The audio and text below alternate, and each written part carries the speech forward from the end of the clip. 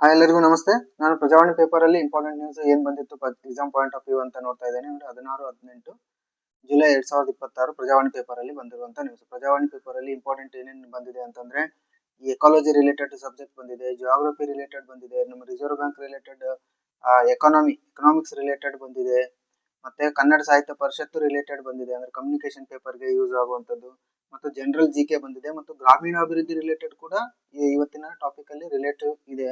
So as exam point of view ಅದನ್ನ ನಾನು analyse ಮಾಡ್ತಾ ಇದ್ದೇನೆ. ನೋಡಿ, ಈ ರೀತಿ ಒಂದು ನ್ಯೂಸ್ ಬಂದಿತ್ತು ಪ್ರಜಾವಾಣಿ ಪೇಪರ್ ಅಲ್ಲಿ. ಬುಡಕಟ್ಟು ಪ್ರತಿಭಟನೆ ಇಲ್ಲಿದೆ ನೋಡಿ.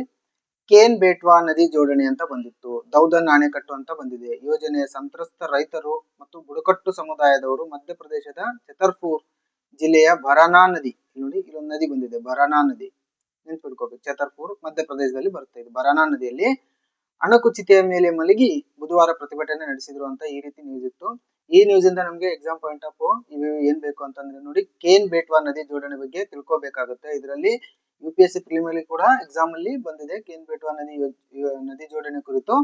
ಆಮೇಲೆ ಈ ನ್ಯೂಸ್ ಏನಿದೆ ನೋಡಿ, ಇವತ್ತು ರಾಷ್ಟ್ರೀಯ ದೃಷ್ಟಿಕೋನ ಯೋಜನೆ, ಅಂದ್ರೆ ಇದೊಂದು ನ್ಯಾಷನಲ್ ಪರ್ಸ್ಪೆಕ್ಟಿವ್ ಪ್ಲಾನ್. ಇದು ನದಿ ಜೋಡಣೆ ಇದೆ ಅನ್ನಲ್ಲ, ಅದು ಆ ರೀತಿ ಎಷ್ಟು ನದಿಗಳ ಜೋಡಣೆಯನ್ನು ನಮ್ಮ ಭಾರತ ಸರ್ಕಾರ ತಗೊಂಡಿದೆ ಅಂದ್ರೆ 30 ನದಿ ಜೋಡಣೆ ಯೋಜನೆಗಳಲ್ಲಿ ಇದು ಫಸ್ಟ್.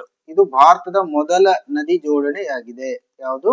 ಕೇನ್ ಬೇಟ್ವಾ ನದಿ ಜೋಡಣೆ. ಇದರ ಉದ್ದೇಶ ಏನು ಅಂತಂದ್ರೆ, ಮಧ್ಯಪ್ರದೇಶದಲ್ಲಿರುವಂತಹ ಕೇನ್ ನದಿ ಹೆಚ್ಚುವರಿ ನೀರನ್ನ ಉತ್ತರ ಪ್ರದೇಶದ ಬೇಟ್ವಾ ನದಿಗೆ ಕಾಲುವೆಗಳ ಮೂಲಕ ವರ್ಗಾಯಿಸುವುದು ಈ ಕೇನ್ ಬೇಟ್ವಾ ನದಿ ಜೋಡಣೆಯ ಉದ್ದೇಶ. ಇದರಿಂದ ಏನ್ ಫಲಾನುಭವಿಗಳು ಯಾರು ಅಂತಂದ್ರೆ ನೆನ್ಪಿಟ್ಕೋಬೇಕು, ಬುಂದೇಲ್ಖಂಡ್ ರೀಜನ್ ಅಂತ ಬರುತ್ತೆ ನೋಡಿ, ಬುಂದೇಲ್ಖಂಡ್ ರೀಜನ್. ಈ ಬರಪೀಡಿತ ಪ್ರದೇಶವಾದ ಬುಂದೇಲ್ಖಂಡ್ ರೀಜನ್ಗೆ ನೀರಾವರಿ ಮತ್ತು ಕುಡಿಯುವ ನೀರನ್ನು ಒದಗಿಸುವುದು ಈ ಯೋಜನೆಯ ಮುಖ್ಯ ಉದ್ದೇಶ. ಇಷ್ಟು ನೆನ್ಪಿಟ್ಕೋಬೇಕು. ಆಮೇಲೆ ದೌದನ್ ಅಣೆಕಟ್ಟು ಅಂತ ಈ ನ್ಯೂಸ್ ಅಲ್ಲಿ ಬಂದಿರೋದ್ರಿಂದ ದೌದನ್ ಅಣೆಕಟ್ಟು ಬಗ್ಗೆ ಸ್ವಲ್ಪ ನೆನಪಿರ್ಬೇಕು. ಈ ಯೋಜನೆ ಭಾಗವಾಗಿ ಎಲ್ಲಿ ಬರುತ್ತೆ? ಇದು ಮಧ್ಯಪ್ರದೇಶ. ಯಾವ ನದಿಗೆ ಕಟ್ಟಲಾಗಿದೆ? ಕೇನ್ ನದಿಗೆ. ಇಷ್ಟು ಬೇಸಿಕ್ ಸ್ವಲ್ಪ ನೆನ್ಪಿಟ್ಕೋಬೇಕು. ದೌದನ್ ಅಣೆಕಟ್ಟು ಕೇನ್ ನದಿಗೆ ಮಧ್ಯಪ್ರದೇಶದಲ್ಲಿ ಅಂತ ನೆನಪಿರ್ಲಿ. ಇನ್ನು ಭೌಗೋಳಿಕ ಹಿನ್ನೆಲೆ, ಜಾಗ್ರಫಿಕಲ್ ಬ್ಯಾಕ್ ಗ್ರೌಂಡ್, ಇವರೆಲ್ಲ ಯಾಕೆ ಸ್ಟ್ರೈಕ್ ಮಾಡ್ತಿದ್ದಾರೆ ಅಲ್ಲಿ, ಅದನ್ನ ಯಾಕೆ ವಿರೋಧಿಸ್ತಿದ್ದಾರೆ ಅಂತ ಕೂಡ ನೀವು ತಿಳ್ಕೊಬೇಕಾಗುತ್ತೆ. ಭೌಗೋಳಿಕ ಹಿನ್ನೆಲೆ ನಾವು ಆ ನದಿಗಳ ಬಗ್ಗೆ ನೋಡ್ಬೇಕಾಗುತ್ತೆ. ಕೇನ್ ಬೇಟ್ವಾ ನದಿ ಬಂದಿದೆ ನೋಡಿ, ಕೇನ್ ಮತ್ತು ಬೇಟ್ವಾ ಎರಡೂ ನದಿಗಳು ಮಧ್ಯಪ್ರದೇಶದಲ್ಲಿ ಉಗಮಿಸುತ್ತವೆ. MP ನೆನ್ಪಿರ್ಲಿ. ನೆಕ್ಸ್ಟ್, ಯಾಕೆ ಅವರು ಯೋಜನೆಯನ್ನ ವಿರೋಧಿಸ್ತಿದ್ದಾರೆ ಅಂತಂದ್ರೆ ಪರಿಸರ ಕಾಳಜಿಗಳು. ಯಾಕಂದ್ರೆ ಈ ಯೋಜನೆಯಲ್ಲಿ ಪನ್ನಾ ಹುಲಿ ಸಂರಕ್ಷಿತ ಪ್ರದೇಶ ಬರುತ್ತೆ. ಪನ್ನಾ ಟೈಗರ್ ರಿಸರ್ವ್, ಮಧ್ಯಪ್ರದೇಶದಲ್ಲಿ ಬರುವಂತಹ ಪನ್ನಾ ಟೈಗರ್ ರಿಸರ್ವ್ 10%, ಆ ಟೈಗರ್ ರಿಸರ್ವ್ ನ 10% ಈ ಯೋಜನೆಯಿಂದ ಮುಳುಗಡೆ ಆಗಲಿದೆ. ಇದು ಒಂದು ಪಾಯಿಂಟ್ ನೆನ್ಪಿಟ್ಕೋಬೇಕು. ನೆಕ್ಸ್ಟ್, ಜೈವಿಕ ವೈವಿಧ್ಯತೆಗೆ ಧಕ್ಕೆ, ಅಂದ್ರೆ ಅಲ್ಲಿ ರಣಹದ್ದುಗಳಿದ್ದಾವಂತೆ, ವಲ್ಚರ್ಸ್, ರಣಹದ್ದುಗಳು. ಪ್ರೀವಿಯಸ್ ವಿಡಿಯೋಗಳಲ್ಲಿ ರಣಹದ್ದುಗಳ ಬಗ್ಗೆ ಹೇಳಿದ್ದೇನೆ. ಈ ರಣಹದ್ದುಗಳಿಗೆ ಹಾನಿಯಾಗಲಿದೆ ಅಂತೇಳಿ ಇನ್ನೊಂದು ಪಾಯಿಂಟ್. ನೆಕ್ಸ್ಟ್, ಇನ್ನೊಂದು ಯಾಕೆ ವಿರೋಧಿಸ್ತಿದ್ದಾರೆ ಅಂತಂದ್ರೆ, ಅಲ್ಲಿರುವಂತ ಸ್ಥಳೀಯ ಬುಡಕಟ್ಟು ಸಮುದಾಯಗಳಿಂದವಲ್ಲ, ಬುಡಕಟ್ಟು ಸಮುದಾಯಗಳಿಗೆ ಇವರು ನಿರಾಶ್ರಿತರಾಗ್ತಾರೆ. ಇವ್ರನ್ನ ಪುನರ್ವಸತಿ ಸಮಸ್ಯೆಗಳು ಇಲ್ಲಿ ಬಹುದೊಡ್ಡ ಪ್ರತಿಭಟನೆಗೆ ಕಾರಣವಾಗಿವೆ ಅಂತೇಳಿ ಈ ಕಾರಣದಿಂದಾಗಿ ಅವರು ಸ್ಟ್ರೈಕ್ ಮಾಡ್ತಾ ಇದ್ದಾರೆ, ಅದನ್ನ ವಿರೋಧಿಸ್ತಾ ಇದ್ದಾರೆ. ಸೊ ಇದರ ರಿಗಾರ್ಡಿಂಗ್ UPSC ಪ್ರಿಲಿಮ್ಸ್ ಅಲ್ಲಿ ಕ್ವಶನ್ ಬಂದಿತ್ತು ನೋಡಿ. UPSC civil services preliminary examination 2016 ಅಲ್ಲಿ ಕ್ವಶನ್ ಯಾವ ರೀತಿ ಇತ್ತು ನೋಡಿ, which of the following rivers flows through the Panna tiger reserve ಅಂತ ಇತ್ತು. ಸೊ ನಾವು ಈಗಾಗಲೇ ಓದಿರೋದ್ರಿಂದ ಇಲ್ಲಿ ಕೇನ್ ಅಂತ ಆಗುತ್ತೆ ಉತ್ತರ. ಕೇನ್ ನದಿ ನಮ್ಮ ಪನ್ನಾ ಟೈಗರ್ ರಿಸರ್ವ್ ಮೂಲಕ ಅದು ಹೋಗುತ್ತದೆ ಅಂತೇಳಿ ನೆನ್ಪಿಟ್ಕೋಬೇಕು. ನೆಕ್ಸ್ಟ್ ನ್ಯೂಸ್ಗೆ ಹೋಗ್ತಾ ಇದ್ದೇನೆ ನಾನು, ಟೈಮ್ ವೇಸ್ಟ್ ಮಾಡೋದಿಲ್ಲ. ನೋಡಿ, ನೆಕ್ಸ್ಟ್ ನ್ಯೂಸ್ ಈ ರೀತಿ ಇತ್ತು.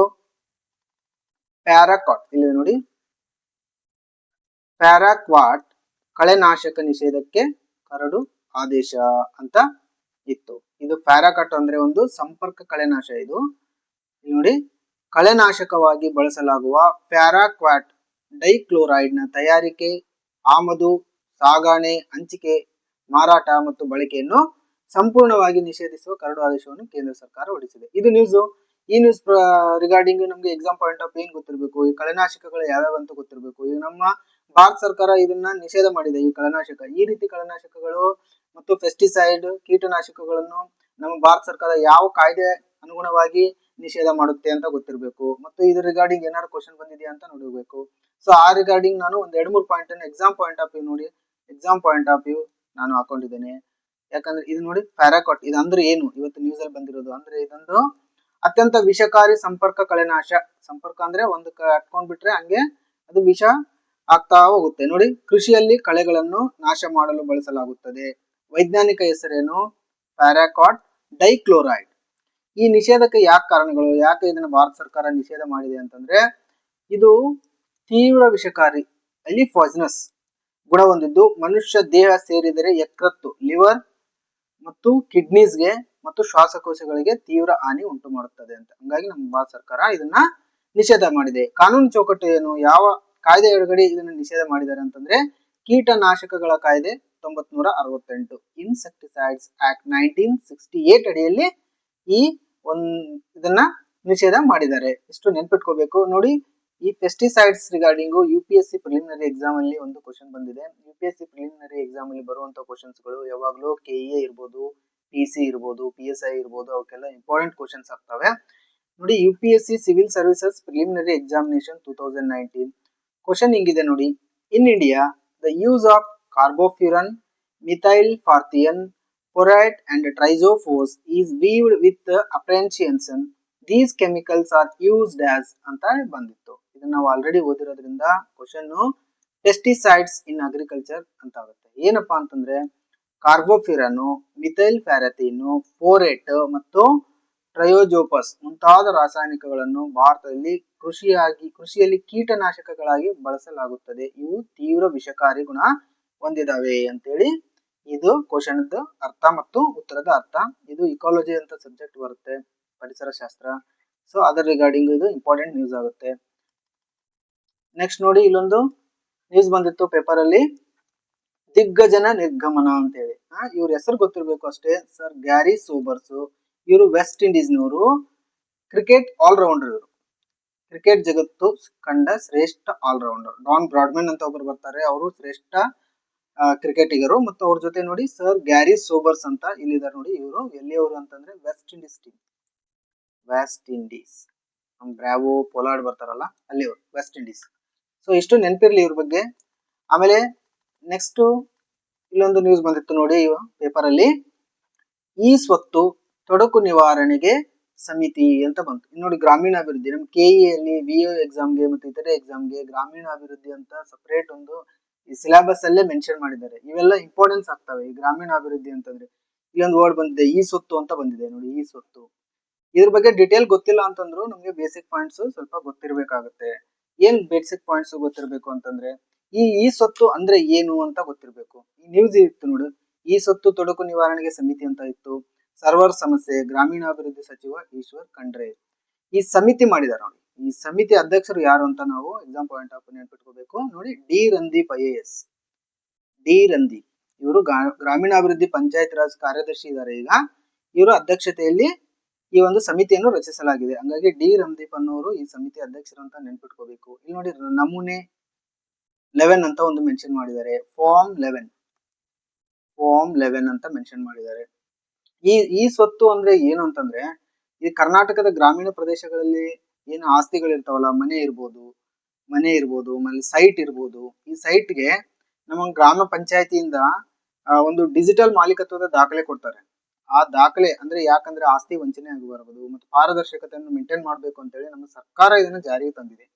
ಈ ಜಾರಿಗೆ ತಂದಂತ ಈ ಸ್ವತ್ತು ರಿಗಾರ್ಡಿಂಗ್ ಒಂದು ಸಮಿತಿ ರಚನೆ ಮಾಡಿದ್ದಾರೆ. ಆ ಸಮಿತಿ ಡಿ ರಂದೀಪ್ ಅವರ ಅಧ್ಯಕ್ಷತೆಯಲ್ಲಿ ಬಂದಿದೆ. ಇನ್ನು ಇಲ್ಲಿ ಫಾರ್ಮ್ 11 ಅಂತ ಬಂದಿದೆ ನೋಡಿ. ಇದರಲ್ಲಿ ಈ ಸ್ವತ್ತಲ್ಲಿ 2 ಫಾರ್ಮ್ ಬರ್ತವೆ. ಫಾರ್ಮ್ 11 ಒಂದು ಬರುತ್ತೆ, ಆಮೇಲೆ ಫಾರ್ಮ್ 9 ಒಂದು ಬರುತ್ತೆ. ಫಾರ್ಮ್ 9 ಅಂದ್ರೆ ನೈಜ ಮಾಲೀಕತ್ವದ ದಾಖಲೆ, ಅಂದ್ರೆ ಓನರ್ ಇವರೇ ಅಂತ ಹೇಳಿ ಒಂದು ದಾಖಲೆ ಕೊಡ್ತಾರೆ. ನಿಮ್ಮ ಆಸ್ತಿ ಇರ್ಬೋದು, ಸೈಟ್ ಇರ್ಬೋದು, ಆಮೇಲೆ ಮನೆ ಇರ್ಬೋದು, ಮನೆಗೆ ನೀವೇ ಓನರ್ ಅನ್ನೋದು ಒಂದು ದಾಖಲೆ ಕೊಡ್ತಾರೆ, ಅದೇ ಫಾರ್ಮ್ 9. ಇನ್ನ ಫಾರ್ಮ್ 11 ಅಂತಂದ್ರೆ ಈ ದಾಖಲೆ ನಿಮ್ ಮನೆ ಇರ್ಬೋದು, ನಿಮ್ ಸೈಟ್ಗೆ ನೀವು ಟ್ಯಾಕ್ಸ್ ಕಟ್ಟಬೇಕಾಗುತ್ತೆ, ಟ್ಯಾಕ್ಸ್ ತೆರಿಗೆ ಕಟ್ಟಬೇಕಾಗುತ್ತೆ, ಅದು ಫಾರ್ಮ್ 11. ಸೊ ಇಷ್ಟು ಇದ್ರ ಬಗ್ಗೆ ನೆನಪಿರ್ಲಿ. ಈ ಸ್ವತ್ತು ಅಂದ್ರೆ ಏನು ಅಂತ. ಈ ಸ್ವತ್ತು ಅಂದ್ರೆ ಈ ರೂರಲ್ ಅಲ್ಲಿ ಕರ್ನಾಟಕ ಗ್ರಾಮೀಣ ಪ್ರದೇಶಗಳಲ್ಲಿ ಇರುವಂತಹ ಆಸ್ತಿಗಳು, ಮನೆ ಇರ್ಬೋದು, ಸೈಟ್ ಇರ್ಬೋದು, ಇವುಗಳು ನಮ್ಮ ಗ್ರಾಮ ಪಂಚಾಯತಿಗಳಿಂದ ನೀಡಲಾಗುವ ಒಂದು ಡಿಜಿಟಲ್ ಮಾಲೀಕತ್ವದ ದಾಖಲೆ ಇದು. ಇಷ್ಟು ನೆನಪಿರ್ಲಿ. ನಾನು ನೆಕ್ಸ್ಟ್ ನ್ಯೂಸ್ಗೆ ಹೋಗ್ತಾ ಇದ್ದೇನೆ. ಇಲ್ಲಿ ನೋಡಿ, ಕಮ್ಯುನಿಕೇಶನ್ ಪೇಪರ್ ಇರುತ್ತೆ, VO ಎಕ್ಸಾಮ್ ಇರ್ಬೋದು, ಆಮೇಲೆ FDA SDA ಮಾಡುವಾಗ ಕನ್ನಡ ಎಕ್ಸಾಮ್ ಇರುತ್ತೆ. ಇಲ್ಲೊಂದು ಇಂಪಾರ್ಟೆಂಟ್ ಏನು ಕನ್ನಡ ಸಾಹಿತ್ಯ ಪರಿಷತ್ತು ಅಂತ ಬಂದಿರೋದ್ರಿಂದ ಸ್ವಲ್ಪ ಇದು ನಮ್ಗೆ exam point of view important ಆಗುತ್ತೆ. ನೋಡಿ, ಅಕ್ಕಿ ಚಂದ್ರಯ್ಯಗೆ ಚಾವುಂಡರಾಯ ದತ್ತಿ ಪ್ರಶಸ್ತಿ. ಯಾವ ಪ್ರಶಸ್ತಿಗಳನ್ನು ನಮ್ಮ ಕನ್ನಡ ಸಾಹಿತ್ಯ ಪರಿಷತ್ತು ನೀಡುತ್ತೋ ಅದು ಎಕ್ಸಾಮ್ ಪಾಯಿಂಟ್ ಆಫ್ ವ್ಯೂ ಇಂದ ನಮ್ಗೆ ಇಂಪಾರ್ಟೆಂಟ್. ಯಾವ್ದಾರ ಲೋಕಲ್ NGO ಇರ್ಬೋದು, ಅಲ್ಲಿನ ಸಂಘ ಸಂಸ್ಥೆ ನೀಡಿದ್ರೆ ನಮ್ಗೆ ಅಷ್ಟು ಇಂಪಾರ್ಟೆನ್ಸ್ ಆಗಲ್ಲ. ಅದು ಯಾವಾಗ ಕನ್ನಡ ಸಾಹಿತ್ಯ ಪರಿಷತ್ತು ನೀಡುತ್ತೆ ನೋಡಿ, ಆ ಪ್ರಶಸ್ತಿ ನಮ್ಗೆ ಇಂಪಾರ್ಟೆಂಟ್ ಆಗುತ್ತೆ. ಈಗ ಜಸ್ಟ್ ನೀವು ಇವರ ನೆನಪು ಹೆಸರನ್ನು ಹಂಗೆ ಒಮ್ಮೆ ಮೈಂಡ್ ಅಲ್ಲಿ ಇಟ್ಕೊಳ್ಳಿ. ಏನ್ ನೋಡ್ರಿ, ಇವರು ಬಿ ಚಂದ್ರಯ್ಯ ಮತ್ತು DN ಅಕ್ಕಿ, ಇವರಿಗೆ ಚಾವುಂಡರಾಯ ಪ್ರಶಸ್ತಿಯನ್ನ ಕೊಡಲಾಗಿದೆ. ಇಂಥವನ್ನೆಲ್ಲ ನೀವು ಶಾರ್ಟ್ ನೋಟ್ ಆಗಿ ಮೇಂಟೈನ್ ಮಾಡ್ಕೋಬಹುದು ಎಕ್ಸಾಮ್ ಟೈಮ್ ಅಲ್ಲಿ ನೋಡ್ಕೊಂಡು ಹೋಗ್ಲಿಕ್ಕೆ. ಇನ್ನ ಕನ್ನಡ ಸಾಹಿತ್ಯ ಪರಿಷತ್ತು ಅಂತ ಬಂದಿರೋದ್ರಿಂದ ಎಕ್ಸಾಮ್ ಪಾಯಿಂಟ್ ಆಫ್ ವ್ಯೂ ನೋಡ್ಬೇಕಾಗುತ್ತೆ. ಕನ್ನಡ ಸಾಹಿತ್ಯ ಪರಿಷತ್ತು ಯಾವಾಗ ಸ್ಥಾಪನೆ ಆಯ್ತು ಅಂದ್ರೆ ಮೇ 5, 1915. ಎಲ್ಲಿ ಸ್ಥಾಪನೆ ಆಯಿತು? ಬೆಂಗಳೂರಿನ ಶ್ರೀ ಕೃಷ್ಣರಾಜ ಪರಿಷನ್ ಮಂದಿರದಲ್ಲಿ ಇದನ್ನು ಸ್ಥಾಪನೆ ಆಯಿತು. ಇದು ಸ್ಥಾಪನೆ ಆದಾಗ ನಮ್ಮ ಮೈಸೂರಿನ ದಿವಾನರು ಯಾರು ಇರ್ತಾರೆ ಅಂದ್ರೆ ಸರ್ ಎಂ ವಿಶ್ವೇಶ್ವರಯ್ಯನವರು ಇರ್ತಾರೆ ನೋಡಿ. ಸರ್ ಎಂ ವಿಶ್ವೇಶ್ವರಯ್ಯನವರು ಮೈಸೂರಿನ ದಿವಾನರಾಗಿರ್ತಾರೆ. ಆಮೇಲೆ ರಾಜರು ಯಾರು ಇರ್ತಾರೆ ಅಂತಂದ್ರೆ ಮೈಸೂರಿನ ಅರಸರು ಯಾರು ಇರ್ತಾರೆ ಅಂದ್ರೆ ನಾಲ್ವಡಿ ಕೃಷ್ಣರಾಜ ಒಡೆಯರ್ ಇವ್ರು ಇರ್ತಾರೆ, ಮತ್ತು ದಿವಾನರು ಸರ್ ಎಂ ವಿಶ್ವೇಶ್ವರಯ್ಯ ಇರ್ತಾರೆ. ಇದನ್ನು ಫಸ್ಟ್ ಕರ್ನಾಟಕ ಸಾಹಿತ್ಯ ಪರಿಷತ್ತು ಅಂತ ಮಾಡ್ತಾರೆ. ಕರ್ನಾಟಕ ಸಾಹಿತ್ಯ ಪರಿಷತ್ತು ಅಂತ ಸ್ಥಾಪನೆ ಮಾಡ್ತಾರೆ.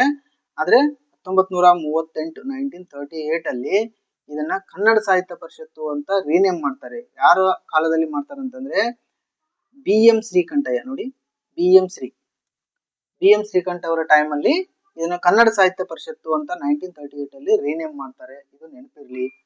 ಸೊ ನಾನು ನೆಕ್ಸ್ಟ್ ಹೋಗ್ತಾ ಇದ್ದೇನೆ. ಇದರ ಮೊದಲ ಅಧ್ಯಕ್ಷರು ಯಾರಿದ್ರು ನೆನ್ಪಿಡ್ಬೇಕು. ಕನ್ನಡ ಸಾಹಿತ್ಯ ಪರಿಷತ್ತಿದ್ದು HV ನಂಜುಂಡಯ್ಯ. ಇವರು ಮೈಸೂರು ವಿಶ್ವವಿದ್ಯಾಲಯದ ಉಪಕುಲಪತಿಗಳಾದವರು. ಇವರು HV ನಂಜುಂಡಯ್ಯನವರು ನಮ್ಮ ಕನ್ನಡ ಸಾಹಿತ್ಯ ಪರಿಷತ್ತಿನ ಮೊದಲ ಅಧ್ಯಕ್ಷರು. ಯಾವಾಗಿನಂದ್ರೆ 1915 ಇಂದ 1920 ಇದ್ರು. ಆಮೇಲೆ ನಮ್ಮ ಕನ್ನಡ ಸಾಹಿತ್ಯ ಪರಿಷತ್ತು ಪ್ರತಿ ವರ್ಷ ಕನ್ನಡ ಸಾಹಿತ್ಯ ಸಮ್ಮೇಳನ ನಡೆಸುತ್ತೆ. ಪ್ರಥಮ ಆ ರೀತಿ ಕನ್ನಡ ಸಾಹಿತ್ಯ ಸಮ್ಮೇಳನ 1915 ಅಲ್ಲಿ ಬೆಂಗಳೂರಿನಲ್ಲಿ ನಡೆದಿತ್ತು. ಅದರ ಅಧ್ಯಕ್ಷರು ಯಾರಂದ್ರೆ HV ನಂಜುಂಡಯ್ಯ ಅವರ ಅಧ್ಯಕ್ಷತೆಯಲ್ಲಿ ನಡೆದಿತ್ತು ಫಸ್ಟ್. ಇನ್ನು ಕನ್ನಡ ಸಾಹಿತ್ಯ ಸಮ್ಮೇಳನ ರೀಸೆಂಟ್ಲಿ ಯಾವ್ದಾದ್ರು ನಡೆದಿದೆಯಾ ಅಂದ್ರೆ 87th ನಡೆದಿತ್ತು. ಎಲ್ಲಿ ನಡೆದಿತ್ತು ಅಂದ್ರೆ ಮಂಡ್ಯದಲ್ಲಿ ನಡೆದಿತ್ತು. ಇದರ ಅಧ್ಯಕ್ಷತೆಯನ್ನು ನಮ್ಮ ಗೋರು ಚೆನ್ನಬಸಪ್ಪ ಅವರು ವಹಿಸಿದ್ರು. ಗೋರು ಚೆನ್ನಬಸಪ್ಪನವರು ವಹಿಸಿದ್ರು. ಇನ್ನ 88th ಬಳ್ಳಾರಿಯಲ್ಲಿ ನಿಗದಿಯಾಗಿದೆ, ಇನ್ನು ಡೇಟ್ ಫಿಕ್ಸ್ ಆಗಿಲ್ಲ. ಇಲ್ಲಿ ಅಧ್ಯಕ್ಷರನ್ನ ಆಯ್ಕೆ ಮಾಡಿದ್ದೇ ಒಂದು ಗೊಂದಲಕ್ಕೆ ಶುರುವಾಗಿತ್ತು. ಇವ್ರನ್ನ ಅಧ್ಯಕ್ಷರನ್ನು ಬಾನು ಮುಸ್ತಕ್ ಅವರನ್ನ ನಮ್ಮ ಸರ್ಕಾರ ನಿಯೋಜಿಸಿದೆ ಅಧ್ಯಕ್ಷರು ಅಂತ ಹೇಳಿದೆ. ಇನ್ನು ಇದು ನಡೆದಿಲ್ಲ. ಈ ಬಾನು ಮುಸ್ತಕ್ ಅವರು ಬೂಕರ್ ಪ್ರೈಸ್ ವಿನ್ನರ್. ಇವರನ್ನ ಅಧ್ಯಕ್ಷರು ಅಂತ ಹೆಸರಿಸಿದೆ, ಆದ್ರೆ ಇದು ಇನ್ನು ನಡೆದಿಲ್ಲ. ಸೊ ಇಲ್ಲಿಗೆ ಸ್ಟಾಪ್ ಮಾಡಿ ನಾನು ಇನ್ನೊಂದು ನ್ಯೂಸ್ ಹೋಗ್ತಾ ಇದ್ದೇನೆ. ನೋಡಿ, ದೇಶದ ಮೊದಲ ಜಲಜನಕ ಚಾಲಿತ ರೈಲಿಗೆ ಚಾಲನೆ ಅಂತ ಇತ್ತು.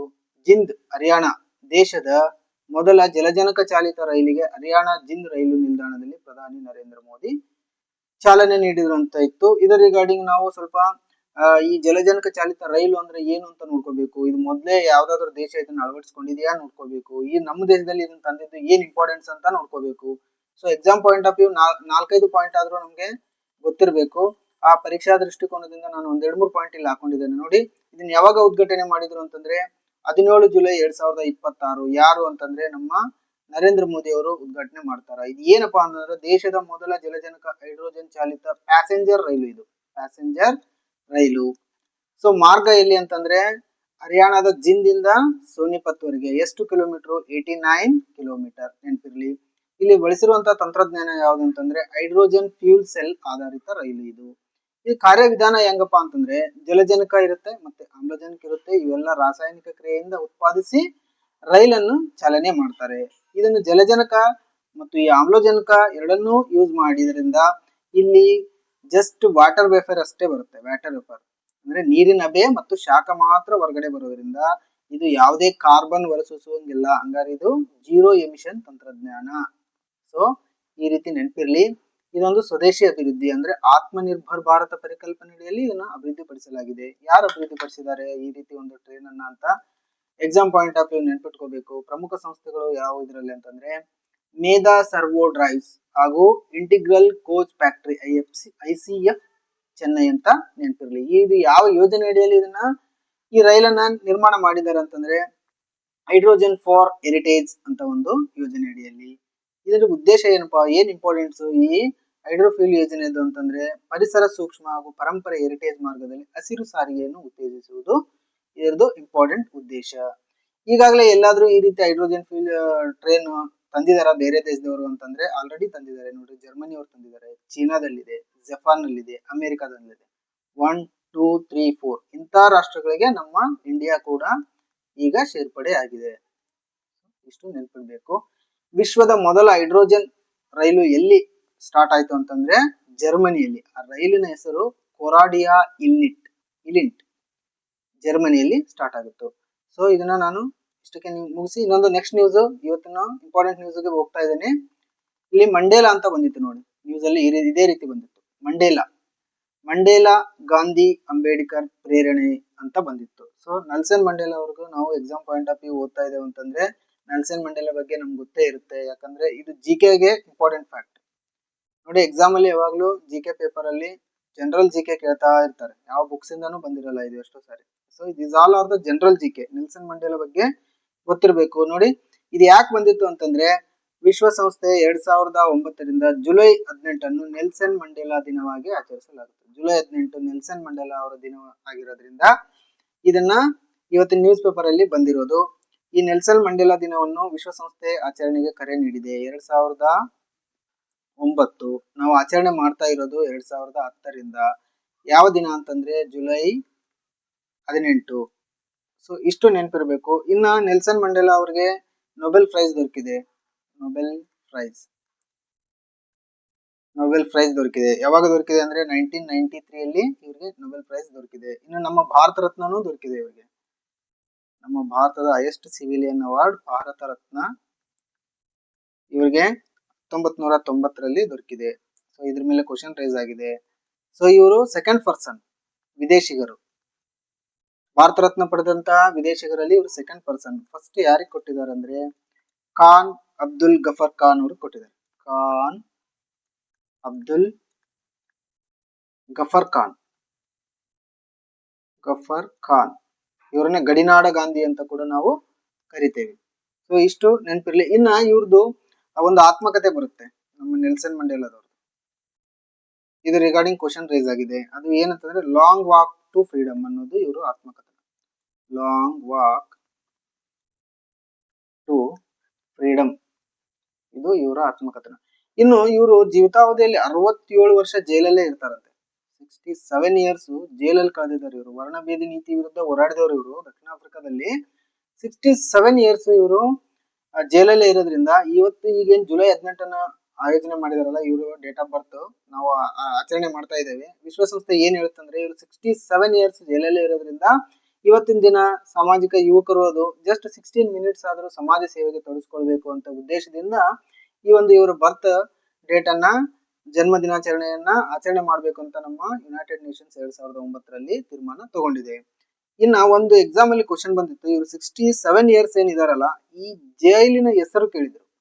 ಈ ಜೈಲಿನ ಹೆಸರು ರಾಬೆನ್ ಐಲ್ಯಾಂಡ್ ಜೈಲು. ರಾಬೆನ್ ಐಲ್ಯಾಂಡ್ ಈ ಜೈಲಲ್ಲಿ ಇವರು 67 ವರ್ಷ ಕಳೆದಿದ್ರು ಅಂತ ಇತ್ತು. ಸೊ ಇವ್ರ ರಿಗಾರ್ಡಿಂಗ್ ಕ್ವಶನ್ ಬಂದಿತ್ತು ಆಲ್ರೆಡಿ. KS ಪ್ರಿಲಿಮ್ಸ್ ಎಕ್ಸಾಮ್ ಅಲ್ಲಿ ಬಂದಿತ್ತು ನೋಡಿ. ಈ ರೀತಿ ಕ್ವಶನ್ ಬಂದಿತ್ತು KS ಪ್ರಿಲಿಮ್ಸ್ ಮತ್ತು KSRPC ಪೊಲೀಸ್ ಸಬ್ ಇನ್ಸ್ಪೆಕ್ಟರ್ ಪರೀಕ್ಷೆಯಲ್ಲಿ. ಭಾರತ ರತ್ನ ಪ್ರಶಸ್ತಿಯನ್ನು ಪಡೆದ ಮೊದಲ ವಿದೇಶಿ ಪ್ರಜೆ ಯಾರು, ಫಾರಿನರ್ ಯಾರು ಅಂತ ಕೇಳಿದ್ರು. ಆಯ್ಕೆಗಳು ಈ ರೀತಿ ಇತ್ತು. ಬಟ್ ಉತ್ತರ ನಿಮ್ಗೆ ಆಲ್ರೆಡಿ ನಾನು ಹೇಳಿದ್ದೇನೆ, ಹಂಗಾಗಿ ರಾಂಗ್ ಆನ್ಸರ್ಸ್ ಓದಲ್ಲ, ಸುಮ್ಮನೆ ಟೈಮ್ ವೇಸ್ಟ್ ಆಗುತ್ತೆ. ಖಾನ್ ಅಬ್ದುಲ್ ಗಫರ್ ಖಾನ್ ಇವರು ಫಸ್ಟ್ ಫಾರಿನರ್, ಸೆಕೆಂಡ್ ನಮ್ಮ ನೆಲ್ಸನ್ ಮಂಡೇಲಾ. ಸೊ ಇಷ್ಟು ನೆನಪಿರ್ಲಿ.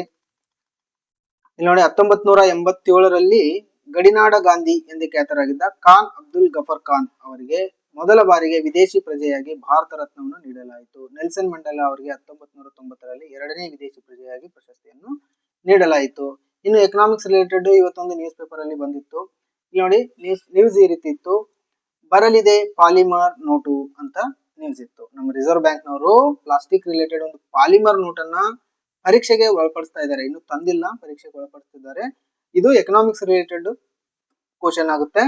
ಇಲ್ಲಿ ನೋಡಿ, RBI ನ ನೋಟು ಮುದ್ರಣ ಘಟಕವಾದ ಭಾರತೀಯ ರಿಸರ್ವ್ ಬ್ಯಾಂಕ್ ನೋಟು ಮುದ್ರಣ ಪ್ರೈವೇಟ್ ಲಿಮಿಟೆಡ್ ಮತ್ತು ಸರ್ಕಾರಿ ಸ್ವಾಮ್ಯದ government owned security printing and minting corporation of India limited ಇವರಿಬ್ಬರು ಕೂಡಿ ಈ ಜಂಟಿಯಾಗಿ ಈ ರೀತಿ ನೋಟುಗಳನ್ನು ಮುದ್ರಿಸಿ ಪರೀಕ್ಷಿಸ್ತಾರೆ ಅಂತ ಇರೋದ್ರಿಂದ ನಮ್ಗೆ ಎಕ್ಸಾಮ್ ಪಾಯಿಂಟ್ ಆಫ್ ವ್ಯೂ ಈ ನೋಟುಗಳು ಕಾಯಿನ್ಗಳು ಬಂದಿರೋದ್ರಿಂದ ನಮ್ಮ ನೋಟು ಮುದ್ರಣ ಇದು ಎಲ್ಲಿದಾವೆ ಮತ್ತು ಈ ಕಾಯಿನ್ ಅನ್ನು ಎಲ್ಲಿ ಮುದ್ರಣ ಮಾಡಲಾಗುತ್ತೆ ಅನ್ನೋದ್ರ ಬಗ್ಗೆ ಸ್ವಲ್ಪ ಎಕ್ಸಾಮ್ ಪಾಯಿಂಟ್ ಆಫ್ ವ್ಯೂ ಗೊತ್ತಿರಲೇಬೇಕಾಗುತ್ತೆ. ಹಂಗಾಗಿ ನಾನು 2-3 ಪಾಯಿಂಟ್ಗಳನ್ನು ಹಾಕೊಂಡಿದ್ದೀನಿ. ಈ ಪಾಲಿಮರ್ ನೋಟ್ಗಳನ್ನು ಯಾಕೆ ತರ್ತಾ ಇದ್ದಾರೆ ನಮ್ಮ ಗೌರ್ಮೆಂಟ್ನವರು, ಯಾಕೆ ಪರೀಕ್ಷೆ ಮಾಡ್ತಾ ಇದ್ದಾರೆ ಅಂತಂದ್ರೆ ಇಂಪಾರ್ಟೆನ್ಸ್ ಏನಂತಂದ್ರೆ ಇವು ಕಾಗದದ ನೋಟುಗಳಿಗಿಂತ ಹೆಚ್ಚು ಬಾಳಿಕೆ ಬರುತ್ತವೆ ಒಂದು. ನೆಕ್ಸ್ಟ್ ಇವು ವಾಟರ್ ಪ್ರೂಫ್ ಇರ್ತಾವ ನೋಡ್ರಿ, ಕೊಳಕಾಗೋದಿಲ್ಲ. ಸೊ ಈ ರೀತಿ ಆಲ್ರೆಡಿ ಯಾವ್ದಾರ ದೇಶದಲ್ಲಿ ತಂದಿದಾರ ಅಂದ್ರೆ ಆಲ್ರೆಡಿ ತಂದಿದ್ದಾರೆ, ನಮ್ದೇ ಫಸ್ಟ್ ಅಲ್ಲ. ಇನ್ನು ನಕಲಿ ನೋಟುಗಳು ಕೌಂಟರ್ ಫಿಟ್ ಅಂದ್ರೆ ತಯಾರಿಕೆಯನ್ನು ತಡೆಗಟ್ಟಲು ಇವುಗಳಲ್ಲಿ ಅತ್ಯಾಧುನಿಕ ಭದ್ರತಾ ವೈಶಿಷ್ಟ್ಯಗಳನ್ನು ಅಳವಡಿಸುವುದು. ಸೊ ಇದರದ್ದು ಅನುಕೂಲಗಳು. ಇನ್ನು ನೆಕ್ಸ್ಟ್ ಜಾಗತಿಕ ಹಿನ್ನೆಲೆ, ವಿಶ್ವದಲ್ಲೇ ಮೊದಲ ಬಾರಿಗೆ ಸಂಪೂರ್ಣ ಪಾಲಿಮರ್ ನೋಟುಗಳನ್ನು ಪರಿಚಯಿಸಿದ ದೇಶ ಆಸ್ಟ್ರೇಲಿಯಾ ಅಂತ ನೋಡಿ. ಇವರು 1988 ಅಲ್ಲಿ ಈ ರೀತಿ ನೋಟುಗಳನ್ನು ತಂದಿದ್ದಾರೆ ಆಸ್ಟ್ರೇಲಿಯಾದವರು. ಇನ್ನ ಎಕ್ಸಾಮ್ ಪಾಯಿಂಟ್ ಆಫ್ ವ್ಯೂ ಬಂದಿರೋ ನ್ಯೂಸ್ ಇದು, ಆದ್ರೆ ನಾವು ಎಕ್ಸಾಮ್ ಪಾಯಿಂಟ್ ಆಫ್ ವ್ಯೂ ಏನ್ ತಿಳ್ಕೊಬೇಕು ಅಂತಂದ್ರೆ ಭಾರತದ ಕರೆನ್ಸಿ ಮುದ್ರಣಗಳು, ಕರೆನ್ಸಿ ಪ್ರಿಂಟಿಂಗ್ ಪ್ಲೇಸಸ್ ಎಲ್ಲಿದಾವೆ ಅಂತ ಹೇಳಿ ತಿಳ್ಕೊಬೇಕು. ಒಟ್ಟು 4 ಪ್ಲೇಸಸ್ ಅಲ್ಲಿ ಇದಾವೆ, 4 ಇದಾವೆ. ಎಲ್ಲಿದಾವೆ ಅಂತಂದ್ರೆ ಕರೆನ್ಸಿ ಪ್ರಿಂಟಿಂಗ್ ನಾಸಿಕ್, ಇದು ಮಹಾರಾಷ್ಟ್ರದಲ್ಲಿದೆ. ಇನ್ನು ದೇವನಹಳ್ಳಿ ಅಥವಾ ದೇವನಾಸ್ ಅಂತ ಕರೀತಾರೆ, ಇದು ಮಧ್ಯಪ್ರದೇಶ MP ಇಲ್ಲಿದೆ. ನೆಕ್ಸ್ಟ್ ನಮ್ಮ ಕರ್ನಾಟಕದ ಮೈಸೂರಿನಲ್ಲಿದೆ. ಆಮೇಲೆ ಸಲ್ಬೋನಿ ಪಶ್ಚಿಮ ಬಂಗಾಳದಲ್ಲಿ. ಈ 4 ಕಡೆ ಕರೆನ್ಸಿ ಪ್ರಿಂಟಿಂಗ್ ಮಷಿನ್ ಇದೆ. ಇನ್ನು ನಾಣ್ಯ ಕಾಯಿನ್ಸ್ ಟಂಕಿಸುವ ಸ್ಥಳಗಳು ಎಲ್ಲಿದಾವೆ ಅಂದ್ರೆ ಮುಂಬೈಯಲ್ಲಿದೆ, ಕೋಲ್ಕತ್ತಾದಲ್ಲಿದೆ, ಹೈದರಾಬಾದಲ್ಲಿದೆ ಮತ್ತು ನೋಯ್ಡಾದಲ್ಲಿದೆ. ಇದು 4, ಇದು ಕೂಡ 4. ಈ ರೀತಿ ನೆನ್ಪಿಟ್ಕೋಬೇಕು. ಇಲ್ಲಿ ಎರಡನ್ನೂ ಟ್ವಿಸ್ಟ್ ಮಾಡಿ ಕನ್ಫ್ಯೂಸ್ ಮಾಡಿ ಕ್ವಶನ್ ಕೇಳುವ ರೀತಿ ಇರುತ್ತೆ. ಸೊ ನಾನು ಇಲ್ಲಿಗೆ ಇವತ್ತಿನ ಕರೆಂಟ್ ಅಫೇರ್ಸ್ ಅನ್ನ ಮುಗಿಸ್ತಾ ಇದ್ದೇನೆ. ಎಲ್ಲರಿಗೂ ನಮಸ್ತೆ. ಇದರಲ್ಲಿ ಯಾವ್ದಾದ್ರು ಒಂದು ಇಂಪಾರ್ಟೆಂಟ್ ಕರೆಂಟ್ ಅಫೇರ್ಸ್ ಅಂತ ಅನಿಸಿದ್ರೆ, ಏನಾದ್ರು ಮಿಸ್ ಆಗಿದ್ರೆ ನೀವು ಕಮೆಂಟ್ ಮಾಡ್ಬೋದು. ಓಕೆ, ಬಾಯ್, ನಮಸ್ಕಾರ.